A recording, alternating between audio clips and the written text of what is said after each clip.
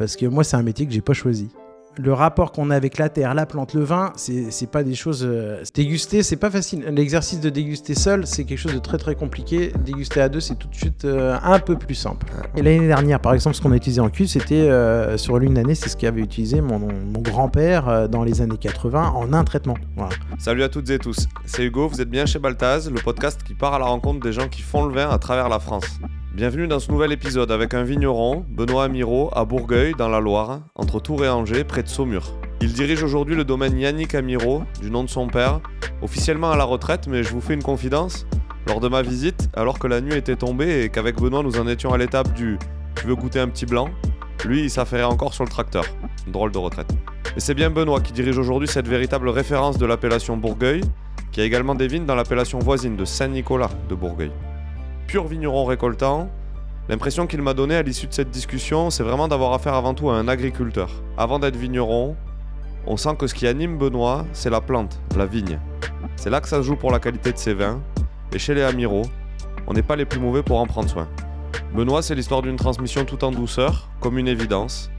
S'il représente la 4e génération des Amirault sur le domaine, il a l'envie de poursuivre le travail initié par son père, les méthodes, les types de vins produits. Benoît, c'est l'histoire d'un mec accessible qui le lendemain de l'enregistrement me dira « Ah, j'ai pas été bon, ça je voulais le dire, ça je l'ai mal dit. » T'inquiète pas Benoît, on reviendra te voir. Si vous passez au domaine, venez de ma part, et sinon, certaines de ces cuvées sont dans nos coffrets sur baltaz.co. Si vous aimez cet épisode, pensez à le noter sur votre plateforme et le partager autour de vous. Merci, allez, bonne écoute. Donc nous sommes aujourd'hui à Bourgueil, au domaine Yannick Amirault.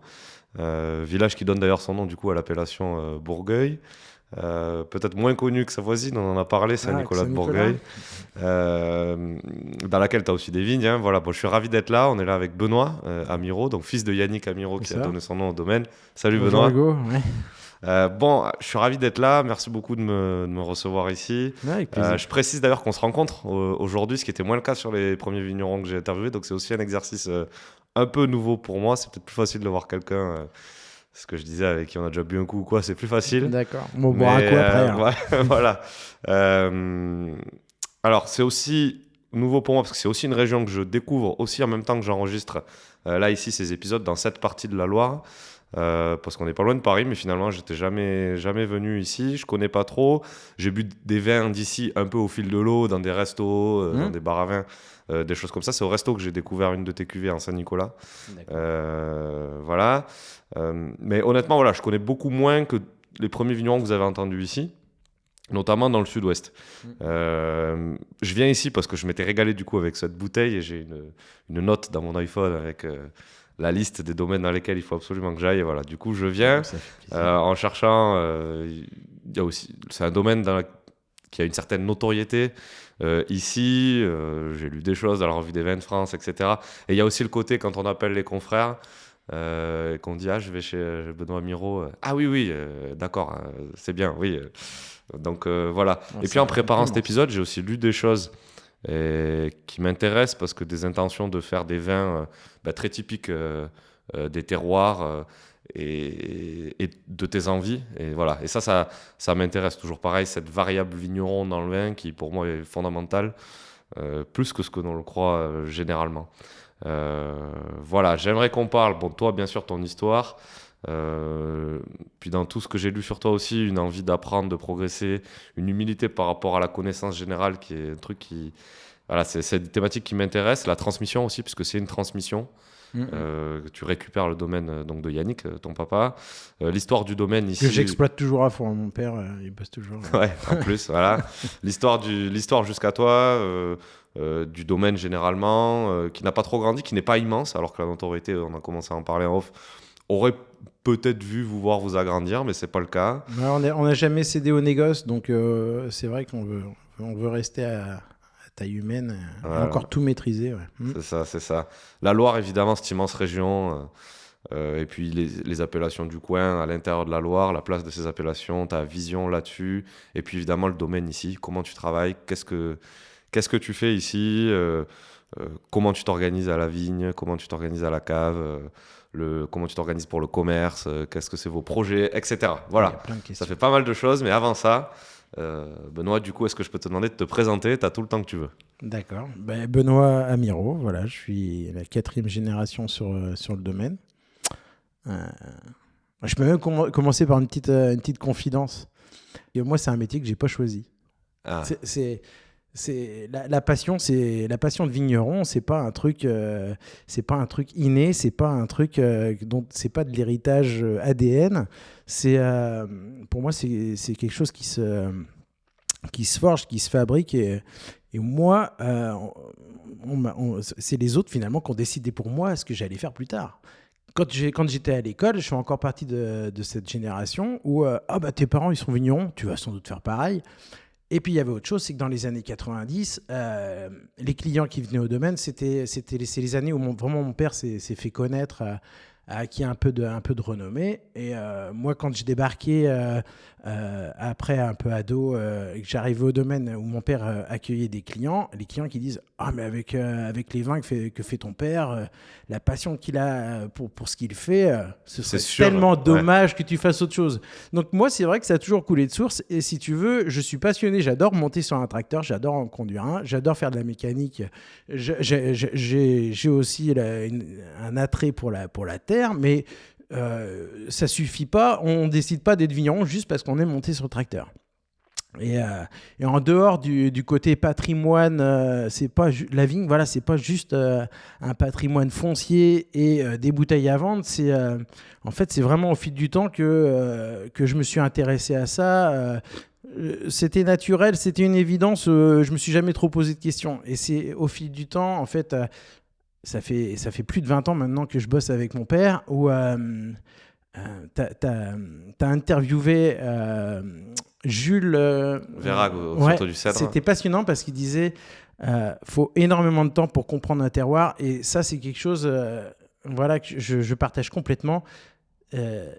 Pour apprendre le métier, on dégage on a une sensibilité qui se crée. Le rapport qu'on a avec la terre, la plante, le vin, c'est pas des choses. Ça met énormément de temps à forger tout ça. Et je me suis vraiment pris de passion. D'abord parce que mon père, il était tellement investi dans ce qu'il faisait. Il faisait tellement les choses avec amour que tu finis par t'y intéresser.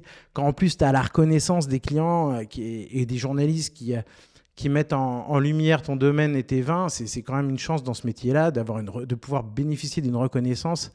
Ça n'a pas de prix. Et finalement, oui, c'est au fil du temps que tu finis par t'y intéresser et te passionner pour ça. Mais Jules, il disait même, ça va même plus loin que ça, il disait que soi-même, il faut y passer du temps. Que il faut écouter toi, ton père, les gens qui étaient là avant toi, qui ont fait plein de vendanges ici et qui du coup connaissent et ont vu des cas se répéter, etc. Mais rien ne remplace non plus le fait d'avoir été là et d'avoir été participant des choix, parce que chaque année est unique et chaque configuration finalement n'est pas la même et n'est pas totalement la même, etc. On ne peut pas produire un modèle, ça c'est clair. Chaque année est différente et puis il faut répéter des gestes pour les maîtriser, que je pense à la taille, des trucs tout bêtes, mais ça met énormément de temps. On a des vignes aujourd'hui qui ont 80 ou 100 ans, ça veut dire qu'il y a 4, 5, 6 générations qui sont passées avant toi. Ça veut dire que le cep, il a eu, je sais pas moi, plus d'un millier de coups de sécateur. Donc il y a une mémoire de la plante. C'est un héritage aussi végétal. Et ça, il faut une certaine sensibilité, et ça met énormément de temps pour l'acquérir. Et en plus, quand toi tu débarques et que tu as plusieurs générations avant toi, tu profites de l'expérience. De l'expérience, ouais, voilà. Mon père, c'est vrai que c'est une chance parce qu'en plus, il gribouille beaucoup, il prend beaucoup de notes, chose que je fais pas forcément, mais du coup, c'est un savoir immense, et ça, tu peux pas retrouver ça dans les livres. Hein. Ça, c'est clair que il y a quelque chose de pas palpable, et ça, ça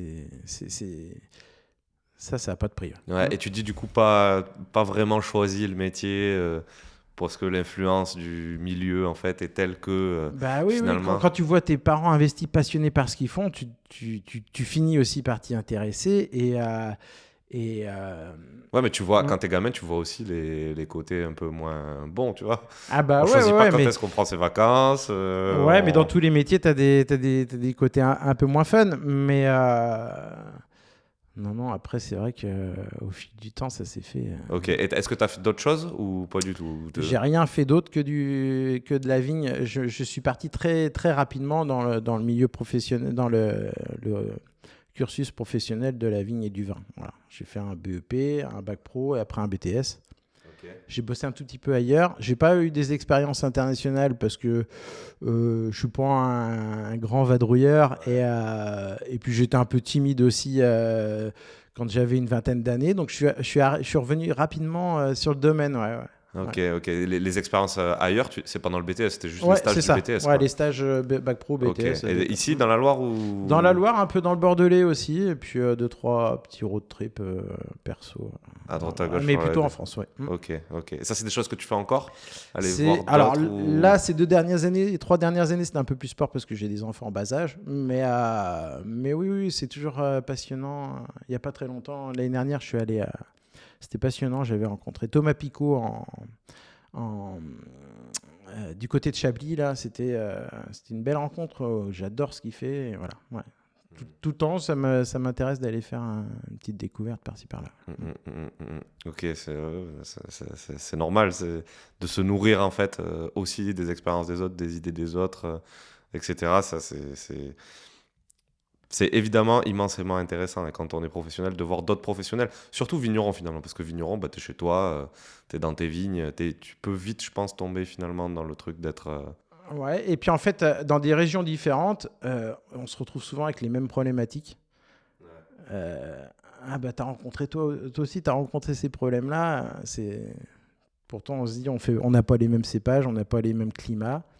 Et en fait, la culture de la vigne, même à 500 km, ça pousse de la même façon le cep de vigne. Et puis c'est vrai qu'on a un climat aussi qu'on subit tous un peu de la même façon. Donc au final, on se retrouve des fois avec les mêmes problèmes. Du coup, aujourd'hui, si je comprends bien, ton père travaille encore sur le domaine. Officieusement, oui. Officieusement, oui. Ok, parce qu'il est à la retraite officiellement. Voilà, il est à la retraite. Il me file un bon coup de main. Ouais. Ok. Et les décisions, elles sont prises collégialement ou là maintenant Alors, vraiment... c'est justement que c'est là où c'est encore plus intéressant, c'est de déguster le vin, de prendre des décisions sur le vin. C'est toujours agréable à deux. Ouais. Déguster, c'est pas facile. L'exercice de déguster seul, c'est quelque chose de très très compliqué. Déguster à deux, c'est tout de suite un peu plus simple. Ouais. Jules disait ça aussi. Il disait que, je sais plus comment il l'a dit, mais qu'un vin... Il juge un peu un vigneron à sa manière de déguster. Ouais. Il disait un truc un peu comme ça. Et ouais, ça doit être un des trucs les plus durs en fait. Parce qu'il faut se rendre compte que tu goûtes tout le temps en fait. Sur une année, du grain de raisin jusqu'à la mise en bouteille, en fait, tu goûtes tout le temps le vin. Quoi. Oui, alors je goûte pas tous les jours. Hein. Ouais. Non. Surtout à une période de l'année. Non, mais. À une période de l'année comme aujourd'hui, les vins ils sont au froid, ils sont stables. Bien sûr, on va aller voir on remplit une fois par semaine ou toutes les 2 semaines les fûts. C'est du suivi, mais là le vin normalement ça bouge plus. Hein. Ouais. Il est au froid. Ok. Et alors cette transmission là du coup avec ton père. Comment ça se passe? Du coup, tu finis ton BTS, t'as quoi? T'as 20 ans? Ouais, c'est ça. Ouais, je devais avoir 22. 22, et tu reviens ici, et en avant, vous bossez ensemble. C'est ça. Donc au début, c'est lui le chef, quoi. C'est lui qui décide. Ouais, j'ai été salarié jusqu'en 2008, puis après, je me suis associé. J'étais assez longtemps salarié, de 2003 à plus que ça, ouais. J'ai mis un pied dans l'entreprise en 2008. Ok. Mais toujours dans un cadre où c'est ton père qui dirigeait. Oui. Et voilà. Mais il commençait, lui, justement, à te mettre dans les décisions, à te demander ton avis. Comment ça se passe? Est-ce que, par exemple, j'en sais rien, il y a une cuvée où il te dit allez, vas-y, Benoît, celle-là, c'est la tienne. Comment ça s'organise? Non, parce que j'avais pas le besoin de m'émanciper, de m'affirmer. Au contraire, j'étais toujours un peu en retrait à écouter ce qu'il faisait et à engranger de l'expérience pour le jour où je serai tout seul à me débrouiller, avoir le plus d'expérience possible. Et puis, avec mon père, on a sensiblement les mêmes goûts la même finalité en termes de vin. On cherche un peu les mêmes choses. Donc, Donc je suis jamais arrivé en me disant en opposition ou en changement. Je suis vraiment dans une certaine continuité. Ça, Ouais. t'en es sûr. Ça, t'en es sûr, même parce que, bon, je me dis, t'es forcément influencé. Enfin, quand tu apprends à aimer le vin, si on te fait goûter 500 fois des choses qui se ressemblent, en fait, tu vas aimer ça. Et quand tu vas goûter quelque chose d'inhabituel, hop, ça va te... Oula, ça c'est nouveau. Souvent, peut-être la première action, c'est de dire, ah, je suis pas sûr d'aimer. Enfin, comment t'es sûr que c'est ça que t'aimes? Mais Si en fait, au début, tu es très influençable, donc forcément, mes goûts, c'était les siens. Il y a un moment où évidemment, on n'est pas forcément toujours d'accord, donc on se chamaille un peu, on trouve un compromis. Et puis, il y a un moment, peut-être que maintenant, j'impose mes goûts et mes choix, mais ça se fait assez naturellement. Ouais, ouais. Ouais. Parce que du coup, il y a aussi la partie, tu goûtes d'autres choses. Tu goûtes d'autres choses d'ailleurs et tout. Mais le style, enfin, voilà. Ça reste ce que t'aimes, ça reste ce que vous faites ici, quoi, grosso modo. Ouais, alors vraiment sur le style de nos vins, il y a eu une évolution, mais vraiment qui s'est faite tout doucement. Par Ok. rapport à mes goûts à moi, en fait, au fil du temps, je me suis un petit peu imposé, mais naturellement. Il n'y a pas eu de... C'est Ça s'est aussi pas fait nos d'un goûts coup, qui changent. Ouais, ça s'est pas fait du tout d'un coup. Ouais. Ouais. Oui, de toute façon. Petit à petit, j'ai eu une empreinte de plus en plus importante sur le style de nos vins. Ouais. Des vins ici, ok. Ouais. Et ça, ton père, c'est un truc qu'il a, comment? Il l'a organisé, comment? Ou non, ça s'est fait au fil de l'eau comme ça, il l'a Non. pas trop pensé. Non, ça s'est fait Parce que ça s'est naturellement. fait petit à petit, ça veut dire que quand même, il y a un moment donné où tu as laissé la place. C'est pas un jour, il a dit, ok, ça y est, je suis en retraite maintenant, Benoît. Non, vas-y. il a fallu un peu s'imposer quand même. Ah, Oui, parce que surtout quand c'est son bébé, mon père, son domaine, il a presque créé, donc il y a mis d'énergie avec des fois des oppositions avec son papa, donc il s'est imposé quand même, hein. Il s'est créé une identité de vin, il s'est créé une façon de travailler. Donc, moi, j'ai appris comment ça se passait. Et c'est vrai que c'est au fil du temps, je me suis un peu affirmé. Et effectivement, j'ai un peu imposé ce vers quoi je voulais qu'on aille. Ouais. Et Mais, ça, ton père, ça s'est bien passé, ça, comment c'est? de toute façon, quand tu travailles en famille, il y a tout le temps des clashs, il y a tout le temps des moments un peu sport où tu te chamailles, et puis il y a toujours un qui fait des concessions, et puis on arrive toujours à s'accorder. Et Après, il y a aussi peut-être ce dont on parlait avant, un peu la notoriété d'ici, le fait que, on va en parler parce que ça m'a beaucoup intéressé quand tu m'as dit ça, le côté, le commerce en fait, ça va, bon an, mal an, ça va, c'est pas, enfin les vins, tu les vends, pardon. Peut-être que ça facilite aussi, tu vois. Si t'es dans un contexte où... Bah oui, c'est sûr que il y a une attente aussi de la clientèle, donc tu ne décides pas de changer du jour au lendemain le style de tes vins. Après, ça n'empêche pas que... Moi, j'ai toujours reproché à mon père, pourquoi tu as du Cabernet Franc, quoi. Parce que quand je me suis intéressé au vin, c'était loin d'être mon cépage favori, hein. Pourquoi, papa, t'as pas plutôt des vignes dans le sud-est, enfin dans le Rhône ou même dans le sud, des cépages plus enjôleurs, des vins plus flatteurs, plus exubérants, plus explosifs. Et puis, et c'est vrai que le style de nos vins, il a évolué par rapport à mes attentes, par rapport à ce que je recherchais. Et aujourd'hui, on fait des vins beaucoup plus fruités, beaucoup plus charmeurs que dans les années 80, c'est sûr. C'était le cas avant. Ça, après, c'est un peu national, hein, c'est un peu partout. Et dans toute cette construction-là, moi, j'ai une thèse assez forte, c'est que vigneron, c'est un métier complexe et dont le spectre de compétences est très, très, très large. Puisque, comme tu disais, là, à l'hiver, là, tu es dans la boue en train de tailler et en même temps, des fois, tu dois vendre du vin à l'étranger. Enfin, c'est deux métiers quand même qui...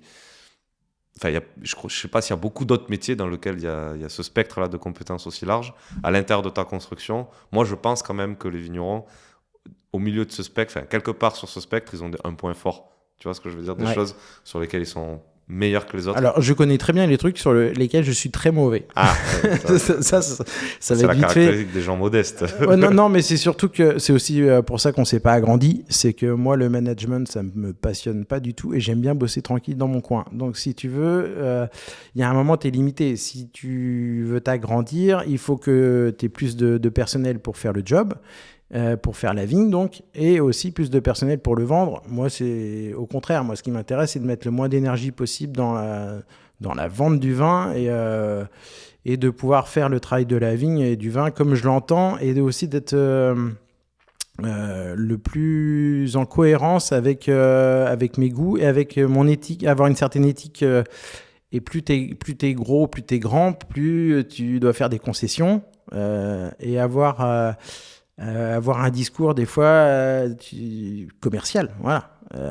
Moi, justement, je peux me permettre d'être un peu plus franc sur certaines choses, d'être plus engagé, d'avoir des propos qui font pas toujours plaisir, mais plus en cohérence avec avec ma façon de bosser. Et du coup, donc point faible entre guillemets, là où tu te sens le moins à l'aise, la partie management, parce que tu as quand même des gens. Oui.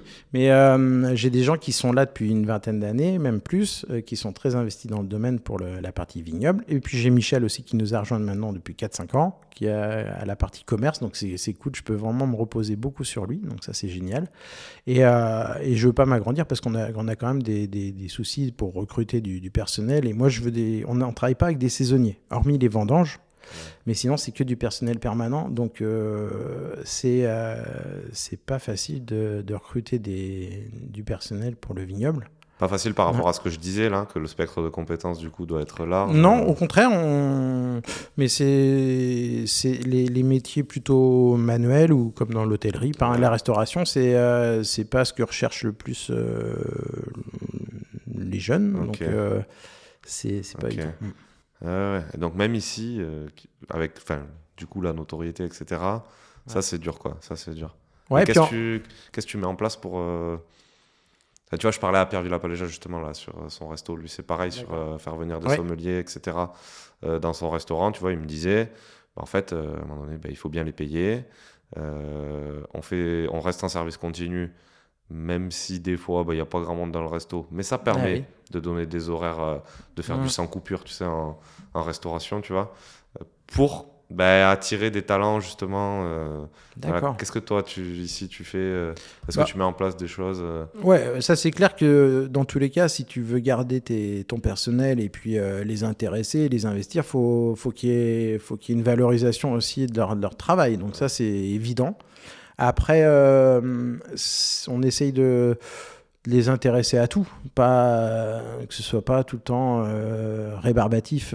Et puis aussi, on a du matos, on essaie d'être à l'écoute, d'avoir du bon matos à leur mettre dans les mains et d'avoir pour le confort de travail. Et puis on est assez exigeant aussi en termes de qualité de rendu de boulot, donc ça passe aussi par du bon matériel. Et puis on a aussi on a mis en place il y a quelques années de l'épargne salariale. Voilà, on essaye d'intéresser, de leur donner envie. Et puis c'est vrai que quand tu es en bio et que tu as une façon de bosser assez engagée et des convictions, ça, c'est vrai que c'est plus facile qu'un domaine plus lambda où le gars il se demande, il bosse là, mais il n'y a pas la reconnaissance, c'est pas un domaine de renom. C'est vrai que nous, ça nous aide un peu plus, mais ça n'empêche pas qu'on reste dans un secteur plutôt rural. Avec des grandes villes, tout de suite, tu à 50 km de Tours. Donc, c'est un peu plus difficile pour recruter qu'il y a quelques années. Ça, c'est vrai que c'est une préoccupation parce que je veux du personnel qui a envie de durer, de s'investir. Donc, c'est pas forcément ce qui est le plus facile aujourd'hui et c'est ce qui me fait peur. Donc, c'est aussi pour ça qu'on ne s'est pas agrandi ces dernières années. Et puis, je veux pas céder. J'ai pas de carte de négoce, donc j'achète pas du raisin ou du vin à des collègues. C'est que notre propre vigne qui fait notre propre vin. Donc, ça veut dire qu'il faut faire le job en face, quoi. Faut que la vigne, faut qu'elle soit bien faite pour avoir certains rendements tous les ans, une régularité de production, ce qui n'est pas forcément évident avec les climats qu'on a. Oui, c'est ça, c'est ce que j'allais dire. Du coup, tu as forcément des années où c'est dur, quoi. Enfin, Ouais. D'accord. Et alors, du coup, toi, un peu introverti, aime bien travailler à la cave. Alors, du coup, point fort. À la cave, il se passe pas tant de choses que ça, non, c'est de bosser dans les vignes. Ouais. La vigne, c'est ton identité. De toute façon, la cave, c'est toujours très, très ciblé. Le travail sur le vin, c'est les vendanges. Après, tu as une période assez intense dans le chai avec les vinifications. Une fois que les fermentations sont finies et que tu as tout soutiré, tu as tout mis en fût, en amphore ou en cuve, après le job c'est dans les vignes. Hein, donc, toi, c'est ça, tu vois vraiment le truc, j'allais dire une recette de cuisine, non, mais en tout cas, là où les intuitions peuvent s'exprimer un petit peu, les choix peuvent s'exprimer un petit peu plus et tout, davantage à la vigne du coup que... en tout cas, les convictions, elles auront plus de conséquences sur le vin. Parce qu'il y a une chimie qui s'opère et il faut vraiment être très très rigoureux sur la vie du vin, surtout au début de sa vie. La vigne, il y a un peu d'inertie. Enfin, hormis les traitements où c'est en pleine saison estivale au mois de juin-juillet, là, il faut être très réactif pour traiter la vigne et pour toutes les opérations sur la vigne, souvent, elle est toujours en avance sur toi, donc tu cours un peu après le travail. Mais sur le vin, il faut être très, très... Si tu veux aller vers un style de vin, il faut être très, très rigoureux et surtout, tant que le vin n'est pas fini de fermenter et pas au froid, il faut être très rigoureux. Ok, si on fait un bond en arrière du coup, ici, le domaine Yannick Amiro, est-ce que tu peux nous faire un peu l'historique? Tu me disais tout à l'heure, du coup, toi, tu es la 4e génération, c'est ça? Ouais, alors c'est mon père, du coup, qui s'est spécialisé, qui a arraché les arbres fruitiers. Donc moi, j'ai pas connu ça. C'était les derniers arbres fruitiers ici, c'était les années 90, début des années 90, donc j'étais encore pas très vieux. Et donc avant, c'était polyculture. Du temps de mon grand-père et arrière-grand-père, c'était un peu de maraîchage, beaucoup de pommiers et poiriers, et puis des asperges. Voilà. Puis une ou deux vaches. Ok, et pas du tout de vigne? Zéro? Il y avait 3 ou 4 hectares. Ah oui, voilà. Oui, il y avait en bouteille ou c'était... il y avait une cuvée qui sortait en bouteille, les Malgagnes, qui est toujours un peu la cuvée emblématique du domaine, notre plus beau terroir sur l'appellation, qui était déjà à l'époque mise en bouteille. Les autres petites parcelles, c'était assemblé, puis c'était vendu en pièces. Ok. Et ton arrière-grand-père, du coup, il achète ici le début de l'exploitation Alors, c'était une union avec Saint-Nicolas, avec une fille de Saint-Nicolas, oui. Ok. Donc, et les terres viennent de sa famille à elle, c'est ça? C'était Bourgueil, c'est pour ça qu'on est à cheval sur Bourgueil et Saint-Nicolas, oui. D'accord. Donc polyculture jusqu'à ton père. Du coup, ton père, il reprend en quelle année, lui, ça 77. Oui, 77. Ok. Et c'est comment? Il décide vite, là, de faire beaucoup de vignes? Alors, il a repris 2 domaines, 2 vignons qui partaient à la retraite. Et il s'est agrandi comme ça, en reprenant les vignes de 2 vignons qui partaient à la retraite. Donc, ça a été assez progressif. Ok, donc il achète des vignes à côté. Ou en location, c'était de la location. Ah, à l'époque, et toujours aujourd'hui, on a assez peu de vignes en propriété, et pas mal de vignes en location. Ok.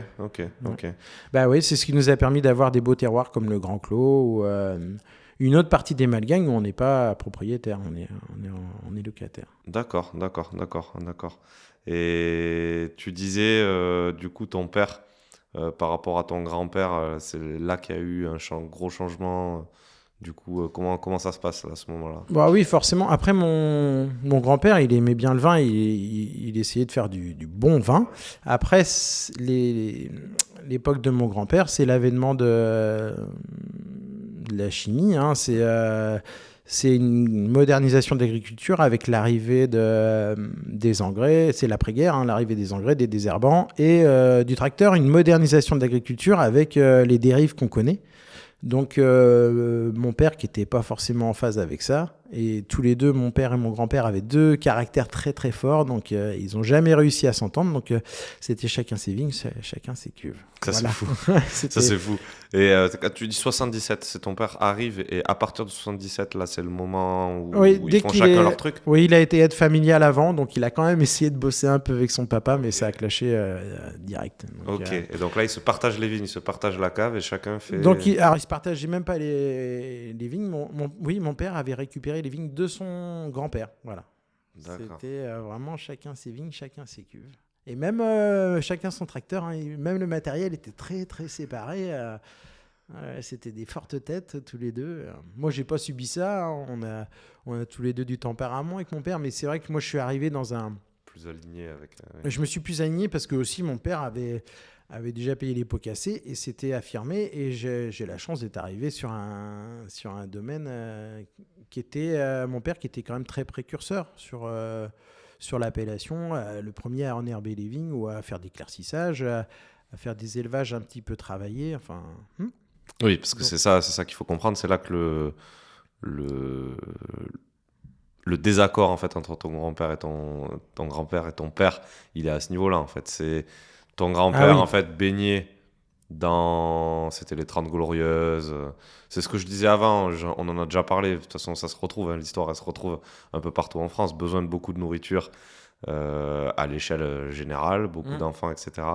Tu me disais un peu le côté aussi peur de manquer. C'était une autre approche de la consommation tout court, à la consommation du vin aussi. Ouais, voilà. Et du coup, les techniques apportées à ce moment-là permettaient de... c'est magique en fait. Il y avait plus trop de maladies, des rendements qui étaient très hauts. Et ton père, du coup, lui dit non. On n'a pas envie de faire ça ici. Enfin, moi, en tout cas, j'ai pas envie de faire ça ici. Lui, il avait des modèles de vignerons d'ailleurs qui, voilà, il avait des ambitions à vouloir faire un... 70, c'est les années 80, là, c'est le tout début de la fin, entre guillemets, de cette période-là. Enfin, c'est la fin, non, elle n'est pas encore vraiment finie, mais c'est quand même le tout début. Il doit être dans les premiers... dans les premiers à l'échelle, qu'on commence à repenser comme ça, à se séparer de la technique récente. Là. Ouais, alors c'est arrivé un petit peu plus tard. Ouais, c'était années 80, c'était 91 même, je crois, les premiers enherbements sur le domaine. Okay. L'année où en plus ça a fait geler les vignes. Donc, Ah ouais.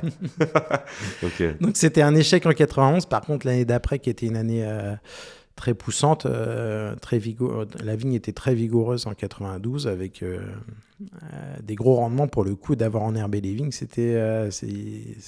lui a apporté ça s'en est vu sur le raisin. Ouais. D'accord. Et du coup, à ce moment-là, ils vendent des bouteilles séparément. Il y a des bouteilles, elles sont toutes étiquetées. Comment? Il travaillait déjà avec des...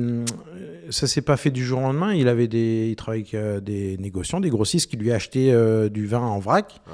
Et puis au fil du temps, il a développé la vente en bouteille. Ouais, ça s'est fait... Ok, et les vignes qu'exploitait ton grand-père, du coup, quand mon grand-père a pris sa retraite, mon père les a récupérées. Ouais. Donc c'était fin des années 90. Ah, ok. Ouais, c'est assez resserré, en fait, là, tous les changements. D'accord. Du coup, ton père reprend.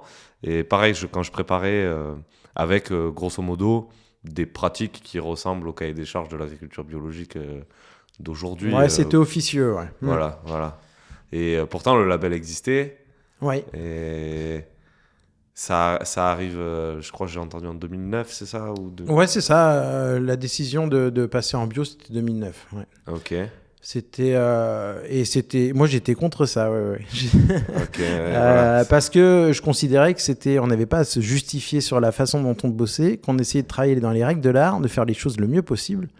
Et je considérais qu'on n'avait pas à céder à ça, que c'était un label, et qu'un label, c'est surtout commercial. c'est fait pour vendre et qu'on n'avait pas on devait se passer de ça. Et c'était une aberration parce que il y a qu'en étant officiellement en bio pour moi qu'on peut être vraiment crédible et qu'on n'a pas de choses à cacher. Et aujourd'hui, le bio, c'est quand même beaucoup plus facile à faire que dans les années 80 où il y avait quand même moins de matos. On était quand même beaucoup moins équipés, surtout pour le travail du sol. Et du coup, ça arrive, c'est toi qui t'en rends compte? C'est quoi? C'est ton père qui te convainc? C'est parce que je me suis retrouvé en Angleterre, donc c'était en 2007. Je me suis retrouvé en Angleterre où je parlais pas bien anglais, j'avais le regard dans les chaussettes, donc pas très à l'aise, peu confiance en moi. Et je me retrouve donc en Angleterre chez l'importateur qu'on avait en Angleterre. Et devant ses clients, donc je me mets à parler de la façon dont on travaillait, donc pas très à l'aise et puis donc j'expliquais on désherbait pas le sol, pas d'engrais, pas de produits systémiques ou pénétrants sur la plante, on essayait de travailler le mieux possible en tenant compte du calendrier lunaire. Et puis après j'ai un collègue qui était sur une autre appellation qui se met à expliquer son travail et qui faisait des grands vins avec un personnage avec beaucoup d'aura et puis qui parlait plutôt bien anglais, donc les gens devant lui c'était alléluia. Et le problème c'est que ce vigneron-là il désherbait sous les cèpes, donc moi j'étais un peu fâché. Il parce qu'il se donnait une image voilà, il donnait une image supérieure plus par rapport à nous et j'étais un peu fâché après ça. Je me suis dit, bah non, moi je veux plus être associé à ce genre de personne qui a un discours très séducteur, mais pas forcément transparent. À l'époque, c'était quand même désherbé sous les cèpes, ça m'avait fâché. Donc je dis, bah je veux plus être assimilé à ces personnes-là et je veux qu'on passe en bio. Au moins, on aura une étiquette qui, en fait, partout... Au moins, ce sera officiel. Et aujourd'hui, c'est un standard, le bio. Donc, moi, je suis on est un peu loin de tout ça maintenant. Mais c'était vraiment nécessaire c'est dommage qu'on ne soit pas passé en bio plus tôt, c'est sûr. Pourquoi ? Parce que justement, on a pu être assimilé à, même si ça fait déjà quelques années qu'on est en bio, mais ça pouvait être assimilé à de l'opportunisme. Et c'était une façon d'officialiser. Opportunisme, le moment d'y passer en 2009-2010. Ouais, parce que quand tu fais déjà tout ce qu'il faut depuis plus de 10 ans. Et ça, est-ce que le label, ils entendent ça parce que dans le cadre d'une conversion, je sais qu'il faut plusieurs millésimes avant d'avoir l'assertif. Est-ce que c'est le cas aussi? Ils viennent du coup pendant plusieurs années? Ou comme tu travailles déjà, ils te le donnent direct? Non. Quoi qu'il arrive, tu dois passer par une période de transition. Nous, c'était 3 ans. Alors, je ne sais pas si c'est encore le cas. Ouais. D'accord. Ok. Et oui, donc c'est pas vraiment... Au début, il y avait un petit peu d'anti-label, le côté commercial et tout qui dérangeait. Et puis dans les années 90 aussi, le modèle du bio, c'était un peu alter. Hein. C'était une façon un peu en marge des idéaux politiques ou des. C'est ça. Donc, moi, j'étais un peu loin de tout ça. Justement, très politisé. Peut-être plus qu'aujourd'hui. Voilà, c'est ça. C'est aujourd'hui. Ou aujourd'hui, oui, c'est peut-être moins associé effectivement à un bord politique. C'est ça. qu'à cette époque-là. C'est ça. Ok, t'as parlé parce qu'on a commencé à en parler avant. Évidemment, c'est un thème qui m'intéresse. Sur ici, ton papa du coup qui travaillait aussi avec le calendrier lunaire. Ouais, j'ai toujours vu mon père avec un calendrier lunaire. Ouais. Alors concrètement, ça veut dire quoi? Parce que quand j'en avais parlé alors là du domaine Guérard. Ouais. Quand on n'est pas dans le truc, là, quand on entend ça. Bon, après, moi, je jardine pas et tout. Non, mais par contre, c'est vrai que sur les phénomènes surtout les phénomènes de marée et puis les phénomènes de la pression atmosphérique, c'est vraiment ça finalement qui nous intéresse sur la façon dont le vin va s'éclaircir, suivant les phases de la Lune. Ça veut dire quoi, s'éclaircir? Si les lits elles sont en suspension, au contraire, le vin il est plus transparent. Parce que ça, la pression atmosphérique a une influence. Ouais, c'est sûr. C'est sûr. Le temps qu'il fait, la pression atmosphérique, c'est sûr. Donc, quand tu interviens sur le vin, c'est soit tu décides de favoriser une certaine vie, donc des micro-organismes qui auraient tendance à être un peu en suspension dans le vin, soit au contraire, tu veux quelque chose de très stable, donc tu vas plus travailler oui, si c'est en fin de lune décroissante ou c'est... Ouais. Et puis suivant les pressions atmosphériques, voilà. Bon, Donc, tu as toujours vu ça? Ça, c'est vrai, j'ai toujours vu ça. On essaye d'en tenir compte aussi sur la taille ou des... Oui, on essaye de faire un peu attention à ça quand même. Okay. Alors, on va pas travailler non plus 3 jours par semaine parce qu'on doit suivre le calendrier lunaire, mais on essaye d'en tenir compte. Parce qu'aujourd'hui, ça, c'est très associé du coup à la biodynamie. Oui, dans certains domaines. Après, la biodynamie, ça repose pas sur le calendrier lunaire. Ouais. À la base, la biodynamie, c'était les dynamisations par Monsieur Steiner. En fait, c'est 100 ans, les 100 ans, c'est ça, cette année, je crois. Ah, je sais pas. Ouais. Okay, de son cours aux agriculteurs, je crois que c'est ça. Ok. Et du coup, à la base, vas-y, c'est quoi? Explique, c'est intéressant. C'est plus... moi, je suis un peu loin de tout ça. C'est des courants philosophiques où moi, je suis beaucoup plus terre à terre et je suis pas très sensible à... Un peu à l'image du bio. C'est un peu à l'image du bio où finalement, on a l'impression que ton père, c'est plus... Enfin, ça se fait pas du tout dans le sens cahier des charges bio, donc je travaille comme ça. Non. Ça se fait complètement dans l'autre sens. On travaille comme ça parce qu'on pense que c'est bien et parce qu'on a envie de faire des vins comme ça. Et du coup, tiens, ce label, il correspond à peu près à ce qu'on fait au quotidien. Mettre l'étiquette, ça peut servir, quoi. Alors, sans revendiquer quoi que ce soit, j'avais acheté un dynamiseur pour faire des préparations biodynamiques.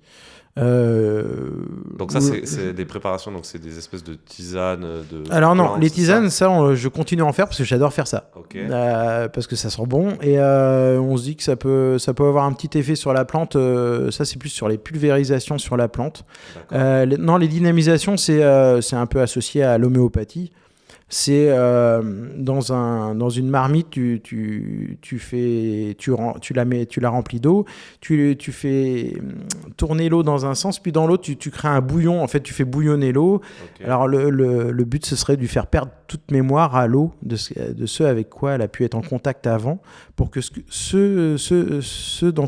que tu vas rajouter dans cette marmite, ce soit l'eau soit vectrice de ce produit-là et que ça décuple ses forces et que la plante qui va recevoir cette préparation, elle soit très réactive et que c'est une grande efficacité. Sauf que moi, j'étais pas très très réceptif à ça parce que c'est de la bouse de corne, donc c'est de la bouse de vache qui est restée dans des cornes de vache pendant un hiver, je crois, et sinon c'était de la silice, donc c'est du quartz qui est broyé, et c'est pareil qu'on laisse à la lumière pour que ce quartz capte la lumière et on le pulvérise après à dose homéopathique justement, et encore c'est 50, ça fait quelques années que je ne fais plus, mais c'était 50 grammes je crois, de l'ordre de 50 grammes par hectare. On ne pulvérisait pas directement sur la plante, on pulvérisait ça pour que les petites gouttelettes retombent, on crée une ambiance pour la plante. J'étais pas très réceptif à ça, donc j'ai abandonné l'idée parce que j'essaye de croire, j'ai besoin de croire en ce que je fais et j'étais plus très réceptif, donc j'ai essayé et je m'intéresse plus à d'autres choses. J'aime bien les tisanes de plantes, tout ça, j'aime beaucoup faire ça. On pourra aller voir ça après, j'ai un peu tout essayé en termes de décoction de plantes. Et ça, tu peux expliquer marrant. Alors, toi, là, aujourd'hui, ce que tu fais Alors, j'aurais pu t'expliquer l'année dernière parce que j'avais l'impression que ça avait très bien marché. Parce que l'année dernière, il y avait une très faible pression de maladie. Donc, quand c'est comme ça, tout marche. Parce que l'idée, c'est de renforcer ça, c'est de renforcer le système immunitaire de la plante, c'est ça? Oui, et puis surtout de créer des conditions défavorables aux champignons. Voilà, défavorables au mildiou parce que ça peut avoir des grosses conséquences sur la quantité de raisin et sur sa qualité. Donc, le but, c'est d'avoir une plante la plus belle, la plus saine possible, forcément. Donc, c'est vrai qu'il y a des tisanes que j'ai un peu tout essayé qui reviennent. Après, cette année, c'était une année un peu particulière, un peu équatoriale. On a eu chaud et très humide. Donc, quoi que tu fasses... C'était favorable. Le mildiou était très, très présent. On a réussi à bien le contenir. Après, c'est pas magique. C'est pas parce qu'on a fait des tisanes que c'est miraculeux. C'est toute une somme de choses, dont le cuivre, où on utilise encore le cuivre en agriculture biologique. Là, du coup, tu es passé très régulièrement cet été, c'est ça? Oui, d'habitude, 5, 6, 7 traitements, ça suffit. Cette année, on a fait 15 traitements. Alors, c'est des doses des faibles doses de cuivre. Par exemple, ce qu'on utilise aujourd'hui en cuivre, c'est ce qu'utilise en une année. L'année dernière, par exemple, ce qu'on a utilisé en cuivre, c'était sur une année, c'est ce qu'avait utilisé mon grand-père dans les années 80 en un traitement. Voilà. Donc aujourd'hui, on utilise des doses très très faibles, mais c'est pas passionnant d'aller passer en tracteur pour traiter les vignes pendant 15 fois dans l'année. On a d'autres choses à faire bien plus passionnantes. Ouais, le problème, c'est que s'il pleut en juillet, t'es obligé en fait. Ah bah oui, et puis en plus on n'utilise que des produits de contact préventifs, c'est-à-dire qu'il faut couvrir la plante avant qu'elle reçoive l'orage, avant la pluie. Dès que la pluie est tombée, la vigne, le produit est lessivé, donc il faut toujours la protéger en préventif. Donc c'est vrai que c'est tout le temps anticiper les choses, c'est pas forcément évident, mais c'est plus facile à faire que justement dans les années 80 ou 90 où les vignes, elles étaient très poussantes. Les vignes, elles avaient beaucoup de vigueur, donc une grande sensibilité au mildiou. Aujourd'hui, on a des vignes qui poussent, qui sont beaucoup plus à l'équilibre en termes de vigueur, donc qui sont un peu moins sensibles au mildiou. D'accord. Et puis on a des climats aussi. Alors cette année, c'était un peu exceptionnel parce que on avait eu beaucoup d'humidité, beaucoup de chaleur aussi, mais on a d'autres années où c'est plus marqué par la sécheresse. Donc. Ok. Et du coup, alors si on revient là sur... c'est ce que je te disais en off avant. J'ai écouté ton interview là sur une vidéo sur une radio qui, en gros, c'est 20 minutes, mais en fait, ton passage, il fait 10 minutes. Donc, et c'est un format journalistique où le journaliste, il parle beaucoup et il coupe un peu la parole à des moments et tout. Et il y a un moment où ça parle de ça, de la biodynamie, etc., que certaines de tes pratiques... pourrait peut-être rentrer dans ce cahier des charges. Bon, plus, parce que c'est associé aussi, la bouse de corne, etc. Ça, c'est des trucs aussi qui font partie de cette démarche-là. Oui. Pourquoi, toi, ici, parce que, alors, il y a un label, du coup, Déméter qui est associé à ces pratiques-là. Ouais, ou Biodivin aussi, ouais. Il y a des labels biodynamiques. Ouais.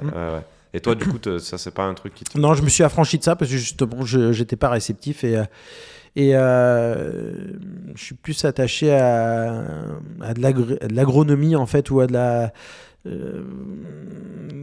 quelque chose d'un peu plus concret que des choses un peu plus aériennes. Ouais. Donc vraiment, c'est l'expérience qui doit décider...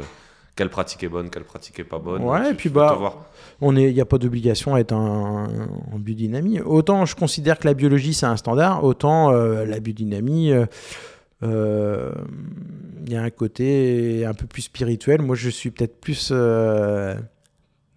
terre à terre. Ouais. Ok.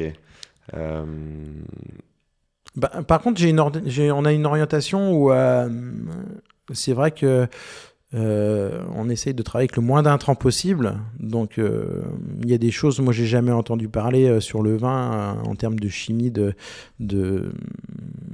produits qui peuvent être utilisés. Déjà, le vin, il faut savoir quand même, c'est un produit qui reste quand même très naturel avec très peu d'intrants. Donc, on parlait d'une évolution de la loi par rapport aux ingrédients qui seront marqués à l'avenir dans le vin. Bon, ça ne m'inquiète pas trop parce que naturellement, vous prenez un bourgueil.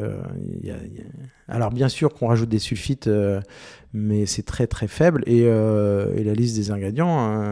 oui, elle est vite faite ici. Mais c'est pas partout le cas. Donc, Ouais, mais c'est vrai que tu vois, je suis très sensible à travailler très très bas en soufre. Parce que ça a quand même le but, c'est de faire du vin le plus fruité possible. Et ça a toujours un côté... Le soufre, certes, c'est antioxydant, mais ça brûle aussi. Et ça brûle ce fruit. Donc, je trouve que ça va un peu brûler le vin. Et puis, en plus, nous qui le goûtons derrière, moi qui suis sur un terrain un peu allergique, ça peut être... Ouais, parce que exactement, le soufre, ça peut... comment dire moi, mon niveau de connaissance, c'est juste... on en met un peu lors de la mise en bouteille pour stabiliser le vin et éviter qu'il s'oxyde trop vite. Voilà. Mais du coup, il y a d'autres moments de la vinification où ça peut s'utiliser. Où c'est bien plus important d'utiliser à d'autres moments, en fait. Ouais, vraiment, le moment stratégique sur la vie du vin, donc ça fermente, c'est les levures qui fermentent le sucre en alcool. Une fois que les levures elles ont fermenté ce sucre, sur le rouge il se passe une deuxième fermentation, c'est les bactéries qui la font, c'est la malolactique. Et ça, ces bactéries-là, elles sont très sensibles au soufre. Et le problème, c'est qu'il peut arriver sur des millésimes très très chauds où justement il y a beaucoup de sucre à fermenter, les levures elles peinent un petit peu et les bactéries prennent la place et elles vont manger ce sucre. Donc le but, c'est une fois que la malolactique démarre. C'est ça, la malolactique démarre avant c'est plutôt, elle se finit. C'est pas très grave si elle démarre avant la première fermentation, la fermentation alcoolique. Mais le gros risque, c'est qu'elle finisse cette malolactique avant l'alcoolique. Où là, les bactéries, elles ont fini de consommer l'acide malique, elles s'intéressent au sucre, ce qui traîne dans le vin. Et là, pour le coup, c'est à ce moment-là où il faut rajouter des doses très faibles de soufre parce que les bactéries vont y être très sensibles. Et si on ne fait pas ça, c'est vinaigre assuré. Ou des attaques. Dans tous les cas, c'est montée de volatile très importante. Et quand on travaille sans soufre sur la vendange, ou alors après ça oblige à travailler, à faire des filtrations pauvres en germes, des filtrations stériles et ça m'intéresse pas parce que ça vraiment ça amaigrit, ça décharne un peu le vin quand même. Mais dans tous les cas, oui, il y a la fermentation, elle doit être encadrée, elle doit être surveillée et si on veut travailler avec le moins de soufre possible, il faut l'utiliser au bon moment. Et le fait d'en mettre juste derrière la malolactique, après, ça nous arrive d'en remettre que la veille de la mise en bouteille, mais à des doses, on peut être éligible en vin nature en fait. On est à moins de 30 mg de SO2 total par litre, voire des fois même à moins de 20. Et le vin est stable et ça n'empêchera pas qu'il se gardera. Il peut se garder 10 ou 15 ans sans problème.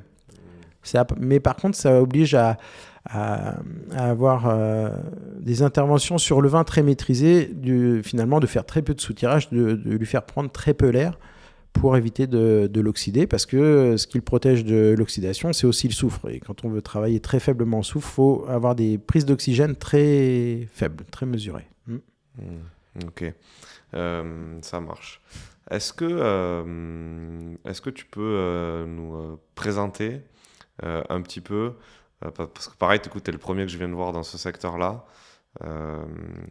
peut-être les appellations, on va dire, parce que sont collées en fait, Bourgueil, Saint-Nicolas de Bourgueil, leurs particularités, nous faire une présentation un peu globale ici, là, ce secteur. Ouais, alors on est au pied de la Loire, on n'est pas les pieds dans la Loire, on est vraiment sur une terrasse, donc on est déjà à un premier niveau par rapport à la Loire, et on est à 100% dans l'ancien lit de la Loire. Donc Bourgueil et Saint-Nicolas, on se partage le même niveau par rapport à la Loire, le même coteau, un coteau unique. La différence entre les deux appellations, c'est Bourgueil est à l'est, Saint-Nicolas à l'ouest. Saint-Nicolas mono-village, Bourgueil 7 villages pour faire du Bourgueil.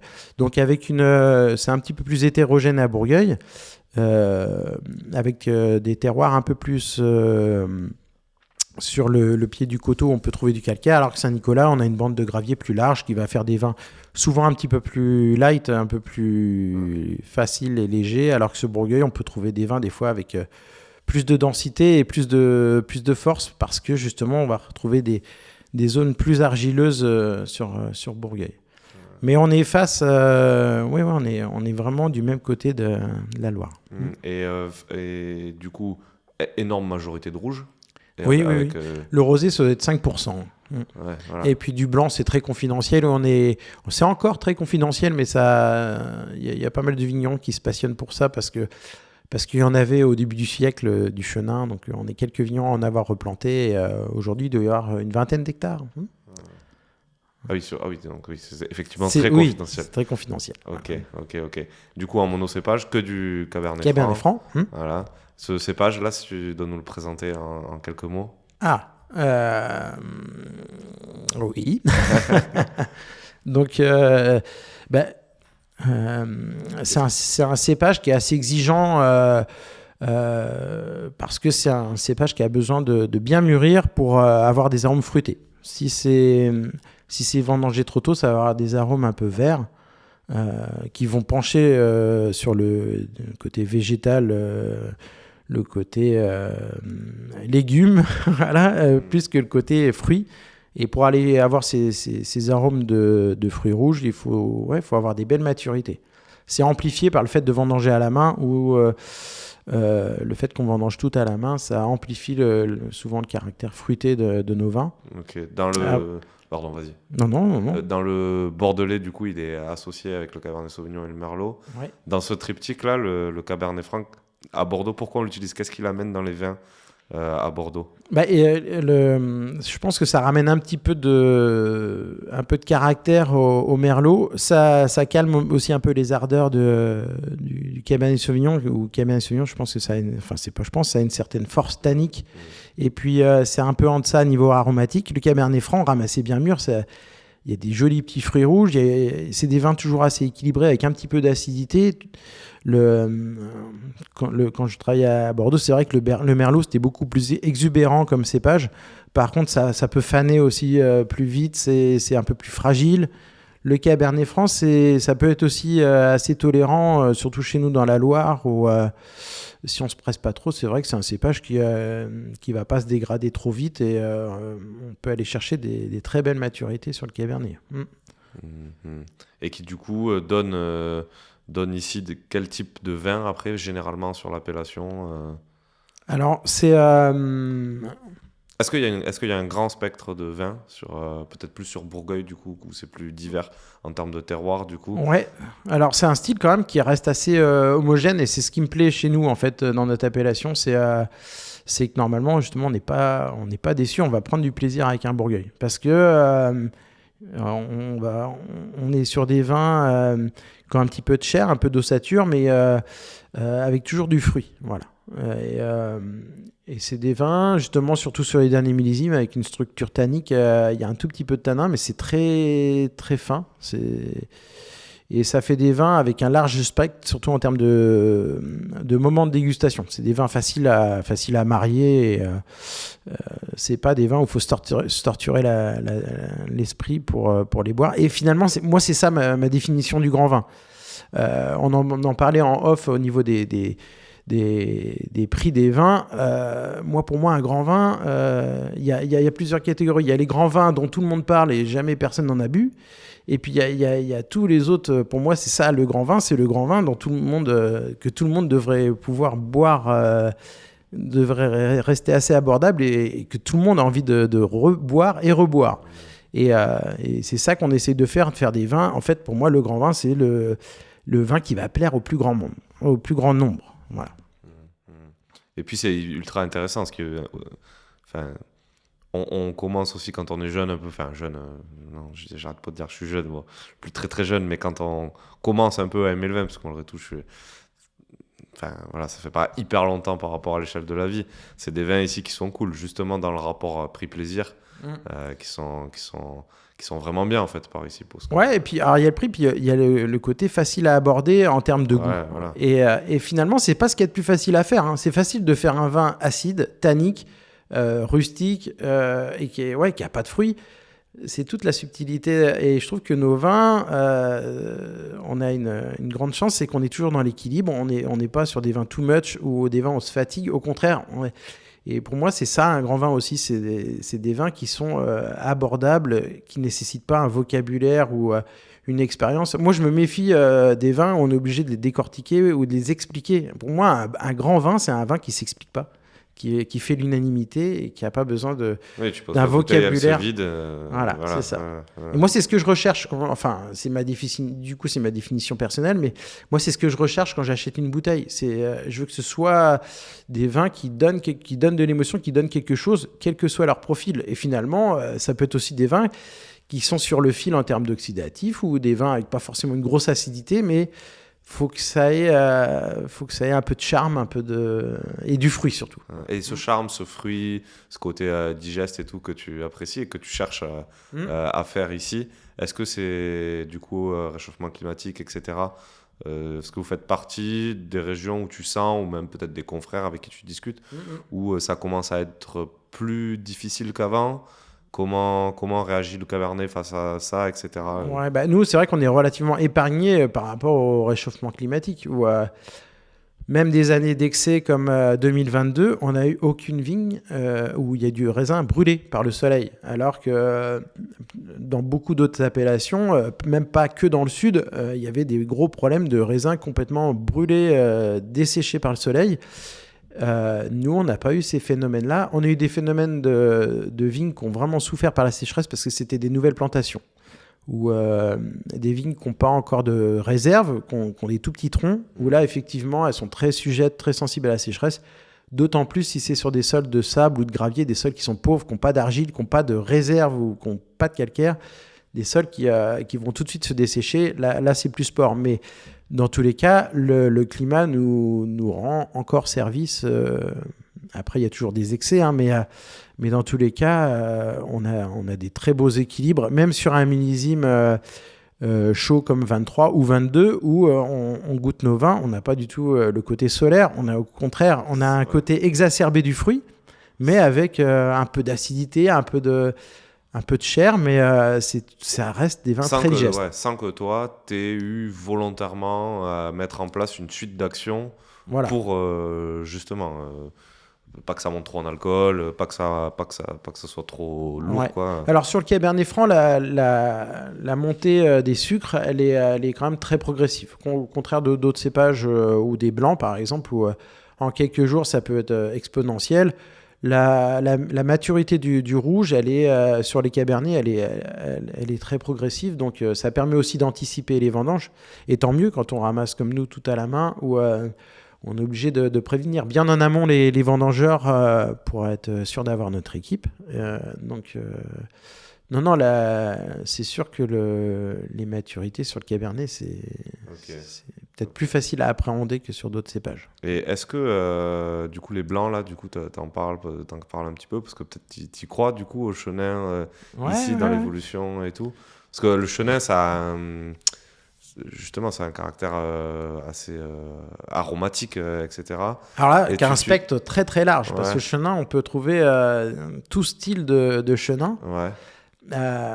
Et moi, finalement, c'est un peu comme le Cabernet. Le chenin, je m'y intéressais pas plus que ça. Moi, les blancs que j'aimais quand j'ai découvert le vin, c'était du Condrieu, c'était ou du chardonnay, enfin c'était c'était des vins assez exubérants et avec souvent des acidités aussi un peu plus faibles. Tout de suite le chenin, c'est un peu de peps, mais on peut faire beaucoup de, il y a tout style de chenin. Et le chenin, c'est comme le Cabernet Franc, ça faut quand même des belles maturités on peut vite aller sur un côté un peu végétal aussi, un peu. Et pourquoi il a disparu alors ici ? Parce qu'il n'a pas été mentionné dans le décret d'appellation. Donc malheureusement, il y en avait beaucoup de chenin sur le pied du coteau, là où il y a le calcaire. Et malheureusement, les vignerons n'ont pas jugé nécessaire d'en faire une appellation parce qu'ils le gardaient pour eux. Des fois, c'était même assemblé au rouge. Et c'était sinon du vin pour eux. Voilà, il n'y avait pas une commercialisation forcément en face, donc ils n'ont pas jugé nécessaire de faire une appellation. Donc il a au fil du temps disparu. Il a disparu au fil du temps et été replanté en Cabernet. Ok. Et toi, du coup, tes blancs, tes replantations là, ça date de quand ? C'est 2017. Et puis on en a replanté l'année dernière. Ouais. Ok. Et donc tu replantes. Donc et on tu a replantes parce que quoi ? Du coup, tu enlèves des cabernets ? Ouais. Alors c'était sur des vignes en plus qui étaient c'était une mauvaise sélection des années 50 où il y avait beaucoup de mortalité et des cèpes qui étaient aussi très sensibles à la sécheresse avec une mauvaise implantation racinaire, des racines très superficielles sur le coteau. Et pour le coup aussi, à un endroit, le Grand Clos, où il y a 100 ans, il y avait du chenin à cet endroit-là. Donc on était attaché au fait de replanter là où il y en avait. C'est quoi ? Il y a une dimension un peu se dire peut-être qu'un jour ça sera bien d'avoir été premier parce que ou c'est le kiff perso. Alors là-dessus on n'est pas les premiers parce que il y a des vignerons qu'on a même gardé, qui ont su préserver, mais c'est confidentiel, c'est des micro-parcelles. Et puis il y a des vignerons qu'on monte déjà depuis 2003, je crois. Et ils en disent quoi là aujourd'hui ils m'ont, je peux les citer, les frères Gambier, domaine des Ouches, ils m'ont fait goûter des fois du 2003, c'est fabuleux. fabuleux. Ouais. Donc, Et c'est des gens qui, du coup, font de la pub et essayent d'amener d'autres vignerons dans ce truc-là de planter ou sans plus Non, ils n'hésitent pas à partager ce qu'ils font et au contraire, quand ils sont fiers de ce qu'ils ont fait, ils ont envie de nous le faire goûter, de nous le partager. Mais non, après, c'est personnel. Hein. Chacun fait ce qu'il a envie, surtout qu'il n'y a pas de notion d'appellation. Donc, et c'est pas question qu'il y en ait une peut-être bientôt. C'est pas si, c'est en cours. Si. Les démarches sont entamées pour avoir une reconnaissance de l'appellation. Alors pour ça, faut justifier d'un petit peu de. 20 hectares, c'est Ledge, non non, parce que notre petit voisin d'en face, Chinon, il n'y a pas si longtemps, il n'y avait que une vingtaine d'hectares aussi, au moment de la création de l'appellation de blanc. Donc faut avoir un produit un peu représentatif quand même, et puis avoir un peu d'antécédents, un peu d'historique. Donc c'est vrai pour l'instant, c'est un peu prématuré parce que... peut-être plusieurs vignerons, au moins une certaine quantité de vignerons. Là, déjà, on est une petite dizaine, déjà, à avoir replanté du chenin. Il faut être patient, mais c'est un lieu idéal pour en faire. Donc, voilà. Pourquoi ? Parce qu'il y a les bonnes conditions, il faut du calcaire, Non, c'est le sol s'y prête bien. Voilà. Okay. Faut pas des zones trop précoces, voilà. Parce que sinon ça peut vite monter en degrés le blanc, le chenin. Donc il y a des pieds de coteaux qui tournent un peu vers l'est, là du côté par exemple de Benay ou qui se prêtent très bien à du chenin. Ouais. Ok. Bon c'est bon, ça fait un bon tour. Le domaine aujourd'hui, du coup ici, tu disais tu travailles pas avec du coup beaucoup de monde, donc une personne au commerce fixe, 3 personnes à la vigne fixe. C'est ça. Toi, ton père qui file un coup de main et c'est tout quoi. Voilà. Pour 19 hectares. Ouais, on n'a pas de conseiller en œnologie. C'est la chance qu'on a dans notre métier, c'est d'essayer de pouvoir tout faire, tout maîtriser. Ok. Ces 19 hectares là, ça représente du coup, ça représente combien de bouteilles? C'est quoi les ordres de grandeur? C'est 90 000 bouteilles par an, un truc comme ça. Ok. Et du coup, la gamme, donc, elle se décline un peu comment? Alors, on a des vins liés là où la vigne elle pousse. Donc, ça reste du parcellaire. On a 2 cuvées sur Bourgueil et Saint-Nicolas qui sont des cuvées de sable, de grave. Qui correspondent à... Ça veut dire le plus bas sur... Voilà, c'est les vignes de la terrasse. C'est là où les sols sont les plus légers. Donc, c'est là que ça va faire des vins plus légers. Donc, c'est un regroupement à chaque fois de nos sables sur Bourgueil et de nos sables sur Saint-Nicolas. Donc, ça fait la Côte 50 et puis la source. Okay. Et après, c'est vraiment du parcellaire. Avec les quartiers, le Grand Clos, la Mine, les Malgagnes, où c'est très identitaire. Voilà. Les quartiers, c'est à l'est du village de Bourgueil, où c'est vraiment sur beaucoup de calcaire actif, donc on est vraiment sur la craie, ça fait des vins toujours assez tramés, faut être patient pour les boire parce que c'est des vins, on sent plus la force du pépin, il y a une certaine force tannique, parce que c'est tout petit grain. Jamais eu envie du coup d'essayer d'assembler pour... Là ce serait dommage parce que ça ferait perdre justement sur des terroirs très identitaires comme ça quand on assemble on perd la typicité, on perd c'est tout en vers le bas quand on assemble normalement. Ça, ton père faisait déjà ça, quasi que du parcellaire. Oui, moi j'ai toujours connu ça. Ouais.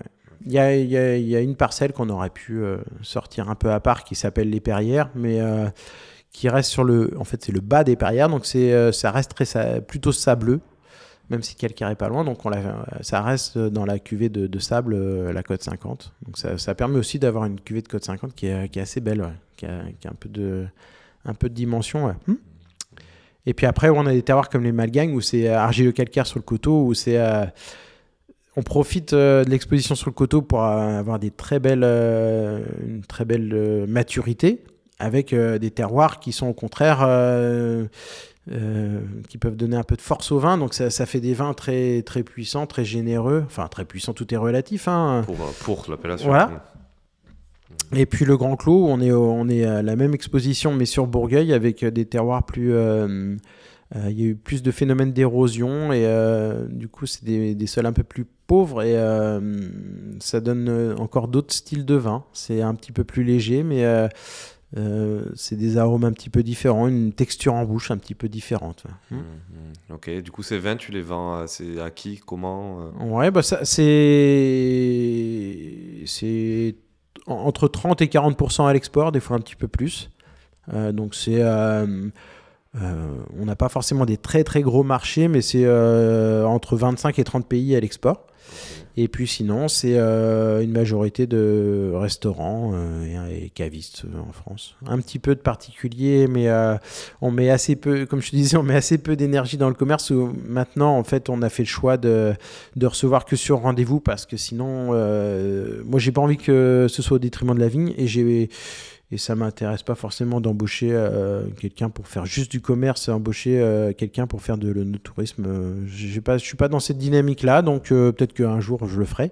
Mais c'est vrai qu'on a restreint un petit peu l'accueil au domaine parce que on envie de rester concentré. Voilà, la priorité c'est la vigne et le vin. Voilà. Parce que tu penses qu'en fait ça va te permettre de continuer de faire des trucs de qualité qui en fait se vendront parce que c'est bon, quoi. Vraiment attaché. Ouais, c'est vrai que je suis très attaché à avoir une régularité. On est toujours très marqué par l'effet millésime, mais d'avoir des objectifs toujours à la hausse, quoi. Donc de toujours viser un niveau de vin, voilà. C'est pas faire des déçus, mais faire vraiment que ça plaise, quoi. Donc d'abord que les vins nous plaisent, c'est pas toujours gagné parce que quel que soit le millésime, il y a des choses on a toujours envie de faire mieux. Et une question que je pose aussi là à tous les vignerons, c'est comment tu fais pour fixer les prix de tes bouteilles de vin? Bah déjà, c'est lié à le plus gros facteur sur le prix du vin, c'est le rendement. Le nombre de litres qu'on va faire par hectare, c'est ce qui va conditionner le prix de la bouteille. Et puis après, il y a des choses qui viennent en plus. C'est les travaux que tu auras pu faire spécifiquement dans cette vigne. Et puis l'élevage que tu auras pu faire. Donc c'est vrai que des vins qui sont élevés 8 mois en grande cuve en bois, bien sûr ils seront un peu plus abordables que des vins que tu as élevés 2 ans en tonneau, où tu as un roulement sur les fûts, tu as de la main d'œuvre aussi en plus. Et après, il y a des vignes qui demandent plus de travail que d'autres. Ouais. Et comment tu vois l'avenir? Et ça, c'est relié aussi à une question tout à l'heure dans ce que tu as dit. Même là, on le ressent. Beaucoup de respect et d'admiration pour tout ce qu'a construit ton papa, etc. L'envie de se mettre dans la continuité, ça, on comprend bien. Mais moi, je pense que forcément, à un moment donné, tu auras, à un moment donné, au fond de toi, l'envie aussi que d'imprimer ta patte à toi, de faire mais elle est déjà imprimée, ma patte, depuis le temps que je suis sur le domaine. Justement, comme je te disais, au fil du temps, je suis devenu un peu légitime, tu vois. Le style de nos vins, c'est parce que je me suis un petit peu imposé aussi, naturellement. Après, ça va continuer à évoluer parce que nos goûts, ils changent. Nos goûts, ils évoluent, mais... Ok, donc l'évolution vers des vins plus fruités, digestes, etc., ça, c'est toi qui... Ouais, je l'ai un peu... Oui. D'accord, oui, je l'ai imposé. Ouais, c'est sûr. Ok. C'est ce que je recherchais, ouais. Parce que pareil, dans l'image, des fois, ça, c'est des thématiques intéressantes.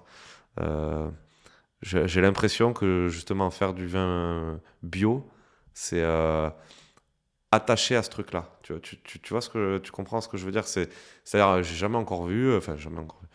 Bon, j'en ai pas vu beaucoup, mais un vigneron en bio qui va me dire, ouais, moi, je veux faire des vins de garde qu'on peut pas boire au début et tout. Tu vois ce que je veux dire? J'ai l'impression que j'ai beaucoup plus de vignerons qui me disent, non, moi, je fais des vins, ils sortent de ma cave, pam, c'est parti, quoi. Enfin, faut que ce soit de suite du plaisir, etc. Et tu vois... Alors que ça n'a pas vraiment de rapport fondamentalement, tu vois, on pourrait faire du bio, il y en a qui le font, tu vois, du bio sur des vins, tu vois, plus structurés, plus de garde, qui ont besoin de de vieillir un peu et tout. Tu Ouais, vois, c'est quoi les vignerons, ils sont adaptés à leur clientèle aussi, hein. Les modes de consommation, ils ont changé. Les plats, les accords mets et vins ont changé aussi. Donc, il faut des vins plus faciles à boire. Après, parce que c'est bio, c'est lié aussi quand même à l'usage dans l'ensemble du soufre, où généralement, quand même, un vin bio, il y a un peu moins de soufre que des... non, ça c'est dans les grandes lignes, qu'un vin plus tradit. Et ça peut faire des vins plus faciles à boire jeunes. C'est le cas surtout sur des blancs, où le soufre, ça peut refermer les vins. Et des fois, on se dit, oh, faut attendre pour boire ce vin. C'est parce que des fois, le soufre, ça a asséché le vin, ça l'a durci, et il faut attendre que le vin il ait digéré son soufre. Mais après, il n'y a pas vraiment moi, j'ai pas constaté vraiment de règles entre bio, pas bio par rapport aux objectifs de garde. Ouais. Ok. Ça, c'est moi. Alors, ça doit être moi avec mes goûts aussi qui voit ça. Ok, l'avenir du coup ici, comment tu l'envisages là? C'est quoi les projets à court terme, moyen terme ici?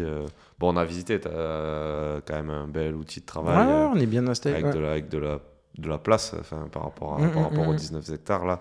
Tu me montrais des cuves entières qui finalement sont peu utilisées, etc. Donc, t'es confortable quoi. Enfin, ouais, on a fait des choix parce que c'est vrai que tu as vu des cuves en inox aujourd'hui, c'est vrai que c'est un matériau qu'on a un peu beaucoup délaissé. Ouais. Mais après... Du coup, c'était ton père qui faisait du vin dans l'inox? Les 5 cuves que tu as vues au départ, là, c'était les cuves, les premières cuves de mon père. Aujourd'hui, ça, c'est les premières cuves qu'il avait achetées quand il a commencé. Aujourd'hui, c'était des cuves pour vinifier. Et aujourd'hui, c'est vrai qu'on a mis plus l'orientation vers les cuves en bois. Et puis, bien sûr, les jarres en grès. Mais après, l'évolution du vin, l'évolution du domaine, c'est d'avoir une empreinte sur le climat, enfin d'essayer d'être le plus respectueux possible. Donc ça, c'est pas rien quand même.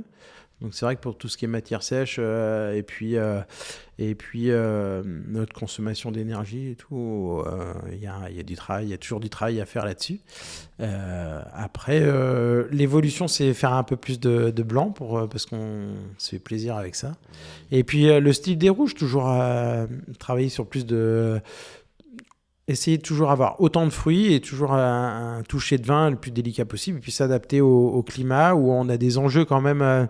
On a un vignoble qui a beaucoup vieilli, donc c'est génial parce qu'on n'a jamais fait des vins aussi bons qu'aujourd'hui. À côté de ça, les sols ont tendance quand même à s'appauvrir, et ça, c'est une recherche permanente pour avoir une vigne qui... quand elle a 80 ans, qu'elle puisse encore durer, quand elle est belle, il faut qu'elle dure le plus longtemps possible. Donc ça, c'est un travail de longue haleine pour préserver la fertilité des sols. Donc ça, oui, c'est... Et à l'échelle autour de toi, à l'échelle de tes confrères ici, etc., est-ce que justement ce côté... tes 80 000 bouteilles, elles se vendent sans avoir à faire effectivement de gros efforts en termes de commerce. Est-ce que ça inspire les autres, et du coup il y en a d'autres qui viennent et qui viennent voir comment tu travailles, etc. Et tu sens que l'appellation elle change pour aller vers ce que vous faites ici? Ah oui, mes collègues ils n'ont pas besoin de moi pour être dynamique, ils n'ont pas besoin de venir au domaine pour ça, hein. Il y a pas de... On est sur une appellation où les vignerons sont contents dans le sens, sont dynamiques. Après, il y a des... Oui, c'est sûr qu'il y a peut-être moins de consommation de vin rouge qu'à une époque, donc ça amène à prendre des décisions, à avoir des réflexions sur la façon dont on commercialise le vin. Moi, je trouve que la qualité des vins du coin, elle n'a jamais été aussi bonne, donc il y a vraiment une grosse évolution ces dernières années. Mais dans le bon sens. Ouais. Et les enjeux de commercialisation de mes collègues, je les connais pas. On va pas forcément se confier pour me dire. Et ce que tu disais là, ce qui est très vrai, ça aussi, ça m'intéresse d'avoir ton point de vue, la consommation qui baisse, et c'est notamment très vrai chez les jeunes, la consommation de vin. Déjà, toi, à quoi tu l'attribues? C'est quoi ta vision là-dessus? Mais je pense que c'est comme dans des pays qui ont une culture qui est très ouverte. On consomme, on s'intéresse à plein de choses. Donc aujourd'hui, on fait des dégustations de bière, des dégustations de saké japonais. Ouais, il y a énormément de cidre. Enfin, il y a plein de. On s'intéresse à plein de choses qui sont très terroir aussi, donc il n'y a pas que le vin, et donc c'est évidemment les modes de consommation ont évolué, donc après nous c'est vrai qu'on s'amuse à faire d'autres choses, on a des chaînes truffiers, voilà. Et puis le jour où faudra s'il faut se diversifier un jour davantage, on le fera, au contraire, ouais. Ok. Est-ce que tu serais OK de nous faire, tu prends une cuvée, celle que tu as envie, peut-être celle que tu préfères en ce moment ou quoi, et tu nous expliques tu vois, sur l'année en fait, en finissant par jusqu'à la mise en bouteille, comment tu l'as construit. Et peut-être ce qui est intéressant à l'intérieur de comment tu l'as construit, c'est les choix que tu fais ici et qui sont peut-être pas les mêmes que tous les autres, quoi. Tu comprends ce que je veux dire? En choisissant une cuvée comme ça et en faisant ok, bon, bah, la taille comme ça, etc., jusqu'à la mise en bouteille. D'accord. Alors déjà, il faut choisir une cuvée. Ouais, le modèle que je peux prendre, c'est ce qui est le plus représentatif du domaine, c'est la Côte 50, notre cuvée Côte 50, parce que c'est 50 mètres au-dessus du niveau de la Loire. Voilà, c'est la terrasse où on est là, et parce que c'est la cuvée la plus représentative du domaine, et c'est dans cette cuvée-là, par exemple, il y a la parcelle Les Pins, où c'est là où on fait du rosé. Des fois, on fait du rouge, des fois, on fait du rosé dans cette parcelle-là. C'est au feeling, c'est en fonction de comment le raisin se comporte, la vigne se comporte. Parce que c'est des... À quel moment tu décides ça?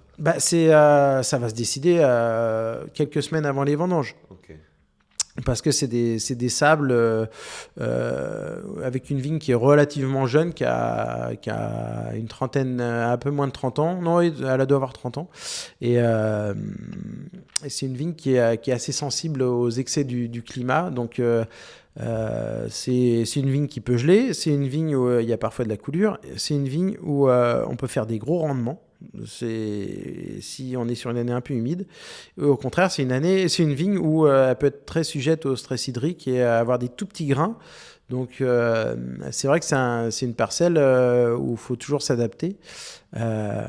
Après, moi, l'objectif, c'est d'avoir une continuité dans la façon de faire la vigne. C'est-à-dire que la taille, comme je te disais, la vigne, il y a 4-5 générations de personnes qui ont pu passer devant la vigne donc, pour la tailler. Donc, c'est très dur de créer une forme au cep et de l'entretenir, parce que la vigne, c'est une liane, elle a tout le temps envie de partir sur les côtés, en haut, en bas, enfin pas en bas, mais surtout en haut et sur les côtés, et bien maîtriser ce cep, ça implique une certaine rigueur, et c'est vrai que la taille, elle change pas d'une année sur l'autre. Au contraire, on essaye une fois qu'on a formé le cep, de préserver cette forme pour avoir une végétation qui est la plus contenue, la mieux gérée possible, parce que c'est ça qui va faire que le raisin va plus ou moins bien mûrir. Et va être bien centré au cœur de la végétation, enfin vraiment bien placé pour bien mûrir. Et donc à ce niveau-là, c'est plutôt une recherche de régularité d'année en année. Voilà, c'est ça. Voilà. Ben, c'est la définition de la vigne, c'est une plante pérenne et qui vit 50 ans, donc qui a des réserves. Donc le but, c'est qu'elle soit la plus régulière possible et la moins dépendante de réagir le moins possible au climat. Donc après, ça va être sur notre gestion du travail du sol, le fait de semer des engrais verts, donc de mettre des plantes qui vont ramener un petit peu d'azote au sol ou au contraire de maîtriser un peu la température au sol quand il fait très très chaud, la gestion des adventices, la gestion de l'herbe en fait entre les rangs. Donc ça c'est vrai que c'est des choses qui vont être qu'il va falloir s'adapter ça chaque année. Chaque année. Ouais. Le rognage aussi, faire des rognages en fonction du stade de la vigne et puis du climat aussi, éviter de rogner la vigne quand il fait trop chaud ou par rapport à la floraison, à quel moment on va faire le rognage. Et puis après, les choix qu'on va faire, ça va être pareil, les feuillages. Si on est sur un millésime très, très chaud, où il faut préserver le maximum de feuilles possible, notamment au niveau du raisin, ou au contraire un millésime plus humide, où là, on aurait tendance à presque plumer la vigne au niveau du raisin pour favoriser l'aération, l'ensoleillement. Donc c'est vrai que tout ça, c'est des petites choses qui, chaque année, vont changer. C'est ça qui est intéressant, en fait. C'est que là, à tous les moments, en fait, tu me dis, si, il y a ça, on fait ça, si, il y a ça, on fait il faut tout le temps, il faut tout le temps s'adapter, c'est sûr. Puis c'est un jeu à information incomplète, quoi, parce que tu sais pas, la météo, tu l'as pour la semaine, mais faut après... toujours s'adapter, ouais. Et puis, il faut surtout rien lâcher. Il y a des millésimes comme 2023 où il faut surtout avoir toujours le moral et pas baisser les bras, parce que si tu baisses les bras, tu ramasses rien du tout. À côté de ça, tu peux faire une récolte normale comme on a réussi à faire en 2023 parce qu'on s'est acharné à préserver la vigne justement du mildiou, mais tu aurais peu d'expérience. C'est vrai que tu aurais tendance à dire le climat, la météo est plus forte que moi et à côté de ça, il y a des années idylliques, 2020, où je ne veux pas dire que tu n'as rien à faire dans les vignes, mais tout se passe parfaitement et c'est un temps de rêve et ça fait un vin pas mal aussi. Et à côté de ça, tu as des millésimes assez intenses comme 2022 avec des grosses sécheresses où il faut s'adapter pour que la vigne elle soit la plus résiliente possible et elle s'adapte, elle subisse le moins possible le climat. Okay. Donc on reprend le chemin de Côte 50 là, donc effeuillage, voilà. Donc, oui, et puis après, éclaircissage ou pas, parce que je te disais, c'est une vigne qui est un peu poussante, des années un peu humides. Donc, des fois. Éclaircissage, ça veut dire. On coupe du raisin, ça va être fin août, début septembre, quand le raisin il se colore. On voit bien les grappes qui sont en décalage, qui sont un peu en retard par rapport à d'autres. Donc, c'est là, on va les mettre par terre. Voilà, on les coupe. Et ça, c'est perdu. Ça, c'est perdu. Ça, c'est 100% perdu. Oui. Pour en faire en sorte que les autres grappes mûrissent dans de bonnes conditions et qu'elles ne se touchent pas, aussi pour avoir un climat au niveau des grappes qui soit le plus sain possible. Et donc c'est vrai que je peux pas te donner un schéma. Non, mais c'est bien justement, c'est intéressant. C'est intéressant de voir les variables qui fabriquent les choix, tu vois. Et puis en plus, ça c'est vraiment une parcelle très délicate parce que c'est une parcelle qu'on vendange, on coupe les rangs en deux. Voilà. Une année comme c'était le cas encore 2023, on a 2022, le haut des rangs on a fait du rosé et le bas des rangs on a fait du rouge. Voilà. Parce que le bas des rangs est plus sujet à la sécheresse et aux petits grains, alors que le haut des rangs, la vigne elle fait des plus gros grains, plus disposée à faire du rosé. Voilà, c'est une vigne un peu particulière, mais il y a toujours des expositions. Les Malgagnes, c'est pareil. Les Malgagnes, pour faire notre cuvée Les Malgagnes, on a 3 hectares à Malgagnes et généralement, c'est 1 hectare qui fait la cuvée Les Malgagnes. Voilà. Les 2 autres hectares, des fois, ils passent dans la cuvée d'assemblage, la source, parce que on voit que il y a vraiment des hétérogénéités dans la parcelle qui sont plus ou moins marquées suivant les millésimes. Okay. Mais quand on a beau avoir un seul cépage et quand même un terroir assez homogène parce qu'on n'a pas des vallons, on n'a pas une succession de vallons, on a un seul coteau et une terrasse, donc faut tout le temps s'adapter, c'est assez marrant. Mais c'est peut-être ça, le fait d'avoir un seul cépage en fait qui t'oblige à rentrer dans un niveau de... Ouais, tu vois ce que je veux dire, parce que c'est fou là, le niveau de précision et de... Ouais, il faut s'adapter, c'est tout. Hein. Ouais. Okay. Après, les choix stratégiques, c'est vrai qu'ils vont plutôt se faire dans la vigne, avec aussi le choix de la date de vendange. Et après, au niveau des vinifications, chez nous, ça va être très limité. Ça va être la durée de macération, le temps qu'on laisse le grain au contact du jus, et puis les interventions qu'on va faire, le pigeage, par exemple. Juste avant ça, code 50, est-ce que par rapport à la date de vendange, là, comment dire, il y a une tendance dans la maturité à récolter... je sais pas, légèrement avant, légèrement après, comment tu... Alors, nous, si ça fait partie des cuvées qu'on vendange plutôt au début, parce que on est sur des sables assez précoces. Après c'est le millésime qui décide, parce qu'on a une fenêtre, généralement, nous, on ramasse tout le domaine en 10 jours. Voire même, c'est arrivé en 7 jours. On considère qu'on a une fenêtre optimum pour la date des vendanges. Et contrairement à d'autres cépages comme le chenin, par exemple, où des exploitations, elles peuvent faire une succession de tris et faire différents produits avec ce même chenin. Des fois, ça peut mettre 2 mois pour vendanger leur exploitation. Nous, c'est vrai que c'est très intense et très concentré. Donc que ce soit la Côte 50 ou les autres vignes, c'est vrai que ça va se ramasser en continuité.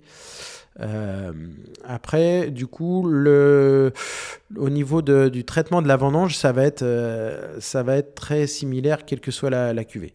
Parce que, par exemple, du foulage, comme on pouvait le faire dans les années 90, à éclater la graine pour faire ressortir le pépin, ça, c'est des choses qu'on faisait au cas par cas. Aujourd'hui, qu'on ne fait plus du tout, même depuis... on faisait ça, oui, il y a 20 ans.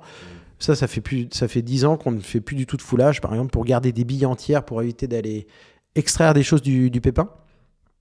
Donc ça, bien sûr, c'est des choses qu'on va encore moins aller chercher, le pépin, sur des cuvées comme la Côte 50, qui sont déjà des vins très légers. Donc on ne veut surtout pas aller chercher de la matière tannique. Donc, et puis après, donc on va faire les grainages, on va en cuvée. Les choix qu'on va faire, c'est par exemple sur ces cuvées-là, on va pas faire fermenter en cuve en bois, on va peut-être faire fermenter en cuve inox pour privilégier les cuves en bois sur les plus beaux terroirs. Et après, cette cuvée-là de Côte 50 se retrouvera quand même dans les cuves en bois une fois que les autres vins seront en fût ou en amphore. Ouais, voilà, parce que Côte 50, du coup, tu élèves dans ces grandes cuves. Voilà, le but, c'est d'avoir un élevage des grands contenants pour la Côte 50 pour préserver le fruit, parce que on n'a pas besoin d'un rapport intime avec le contenant, on n'a pas besoin d'une prise d'oxygène ou d'un rapport avec le bois. Voilà, on est déjà sur des vins très délicats, très faciles, très ronds, très, très souples, très fruités, donc on veut garder ça au maximum.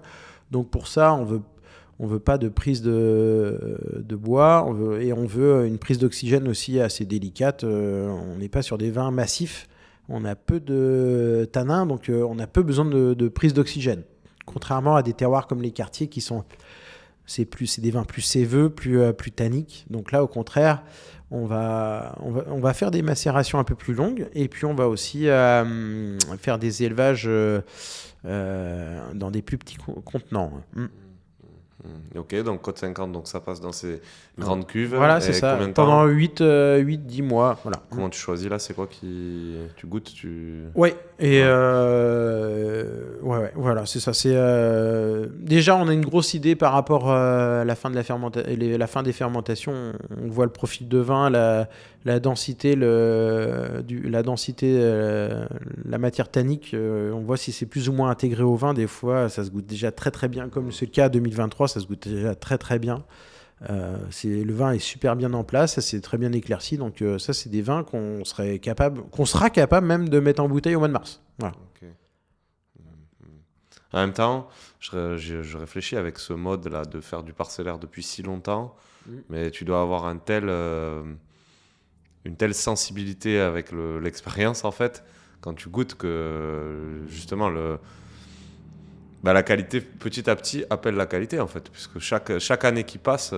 Et puis il y a des choses qui se justifient moins aujourd'hui que dans les années 80 et 90, où on avait une cuvée qui s'appelait La Petite Cave, qui était une sélection du Grand Clos, voilà.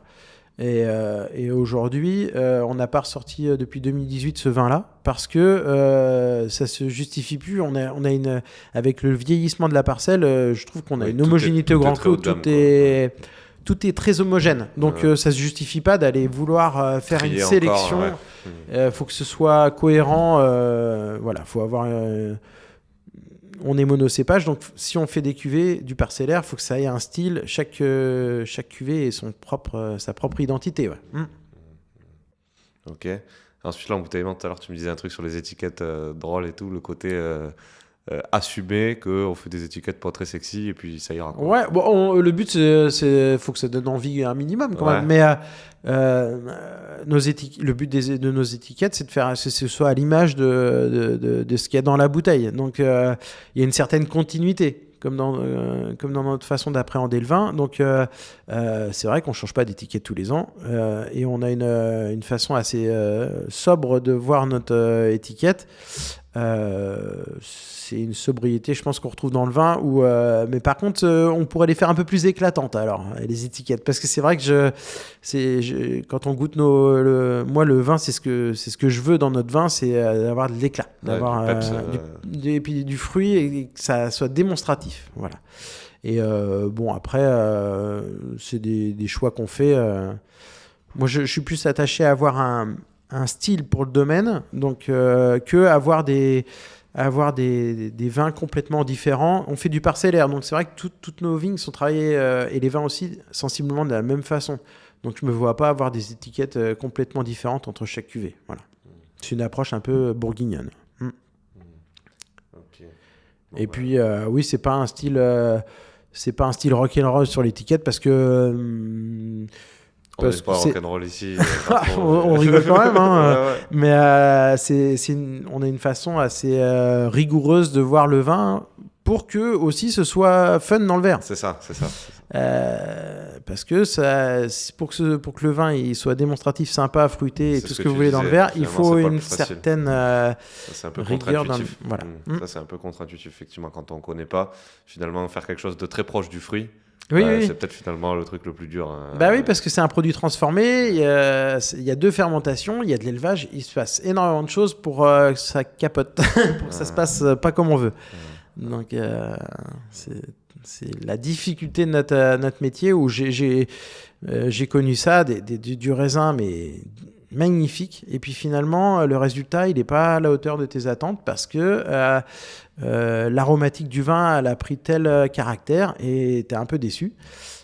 Donc c'est tout ce qu'on veut pas. Voilà.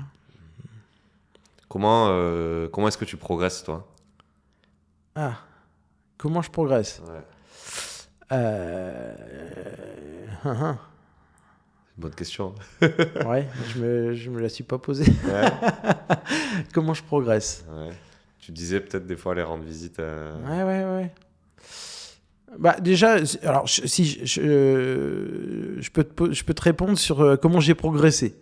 Parce que tu me parles d'humilité, j'en avais pas forcément justement quand j'ai rejoint mon père. Donc c'est aussi pour ça que j'ai mis un petit peu de temps. Il s'est passé un petit peu de temps avant que je m'impose. Mon père avait justement une certaine renommée et c'est vrai quand j'ai débarqué, c'est cool. T'as tendance à faire un peu le cake, un peu le coq. Sauf que voilà, la viticulture, la vigne, c'est une grande leçon d'humilité et tu peux être le champion du monde un millésime, avoir un coup d'éclat et vraiment être super content de ton résultat et des fois dominer les autres. Et puis les années d'après, mince, les petits copains, ils font meilleur que toi. On a tous ces moments-là et le but c'est de toujours de faire ce que t'aimes et le mieux possible. Après, donc tu finis par descendre un petit peu. Voilà, tu finis par te calmer un petit peu et puis tu subis des petits loupés. Et donc le but c'est qu'il y en ait le moins possible et que voilà. Quand t'es très exigeant sur le résultat, tu fais profil bas. Toute cette exigence-là, c'est 19 hectares dont tu t'occupes toi-même beaucoup, etc.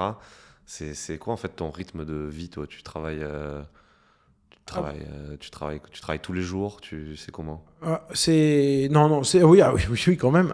Sauf le dimanche, non. Dimanche, et puis le samedi, c'est à la cool. Le samedi, mais après, c'est pas très représentatif parce que j'ai eu un petit loulou au mois d'août. Mais change de 3 trucs. donc oui, on est obligé de faire quand même des petites concessions et et adapter un petit peu le travail. Mais oui, généralement, c'est surtout en période estivale où mai, juin, juillet, faut pas être trop regardant. Voilà. Après, par exemple, là, tu viens me voir, on est début janvier. Je pense que ce soir à 18h30, je suis chez moi. Tu vois, on a des périodes de l'année un peu plus cool. Après, bon, des fois, on va faire des salons, des déplacements.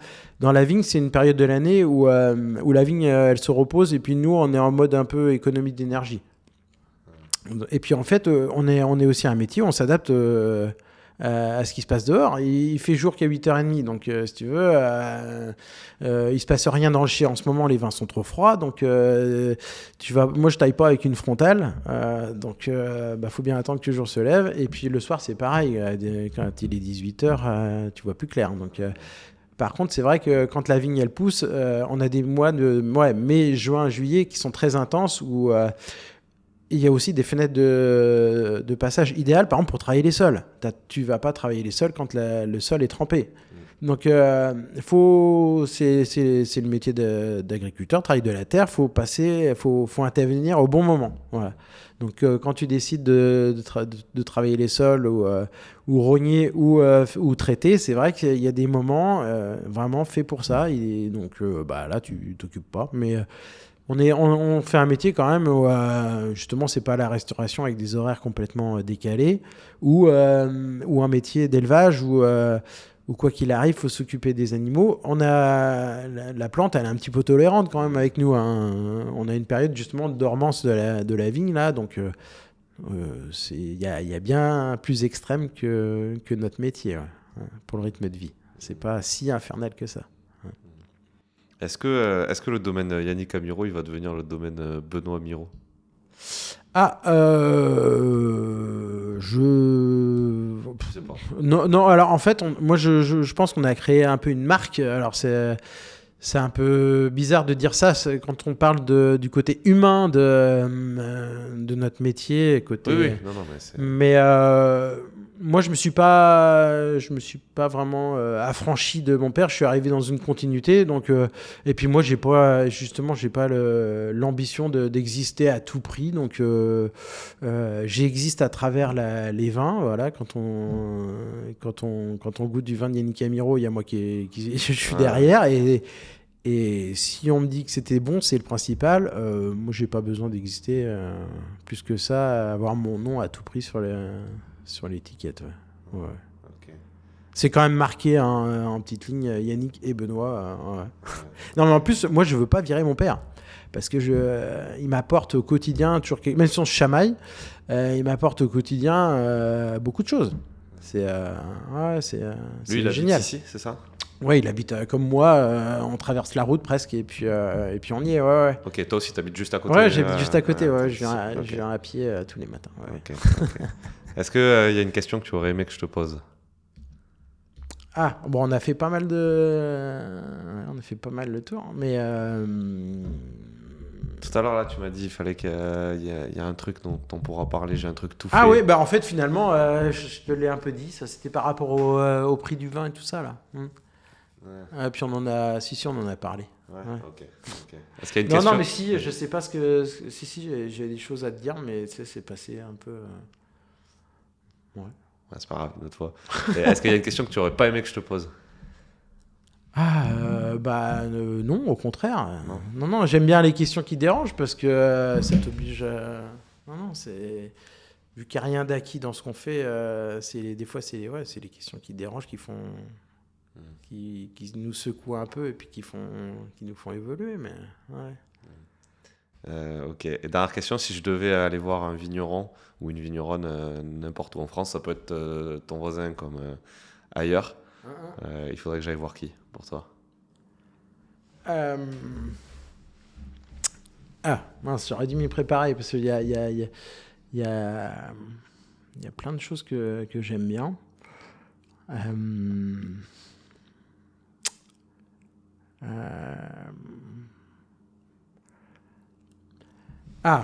Si t'hésites entre deux, tu as le droit d'en dire deux.